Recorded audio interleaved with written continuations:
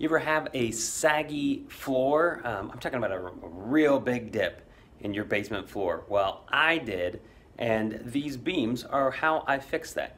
Let's take a look at that. He's got the spirit of a handyman.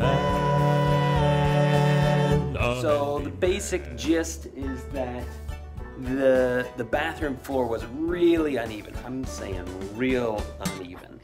And so I knew one of these joists, or 2 or 3, had fallen probably by 1 inch or 2. And I needed to find a way to support those, push them back up so that it was secure again.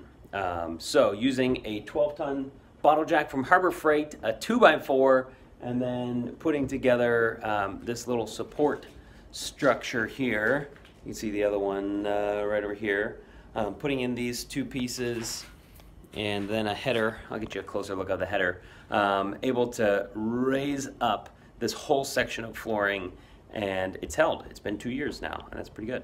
It looks like the wood itself has rotted away, and so these boards just kind of started dropping. So this one is scabbed together with another board, and so this longer one is actually supporting that whole run. This one over here, that's connected. So these ones here had kind of rotted away. Some kind of wetness coming through the wall, and I needed to find a way to support these.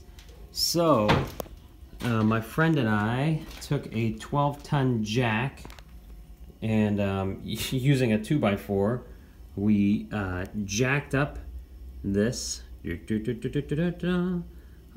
put in this brace, this 4x4 brace, turns all the way down, and then we also put in this header, which is also supported by a 4x4. Did that over here and over here, and then yeah, so here you go. Here's another board.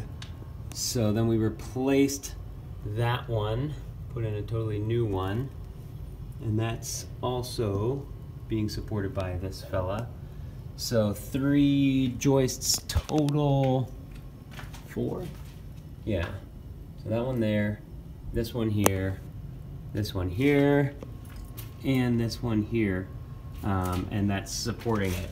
So we were really wary when we started using this jack, this bottle jack to crank it up.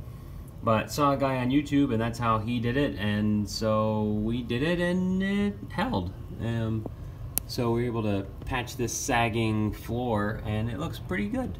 That saggy joist right here, getting that pushed up 2 inches, now it matches the rest of them.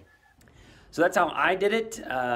Spirit of a handyman. I'm not saying it's the best way, but I'm saying it needed to be done, did it myself, and it was free-ish that way. So comment down below on whether that was a good idea, a bad idea. If you have a better idea, post that one for sure. In the meantime, stay tuned for more updates from Spirit of a Handyman. So this is all gonna have to go.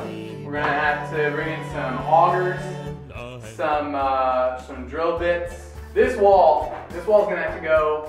That's the foundation. And no, we should be good to go after that. We should be all set.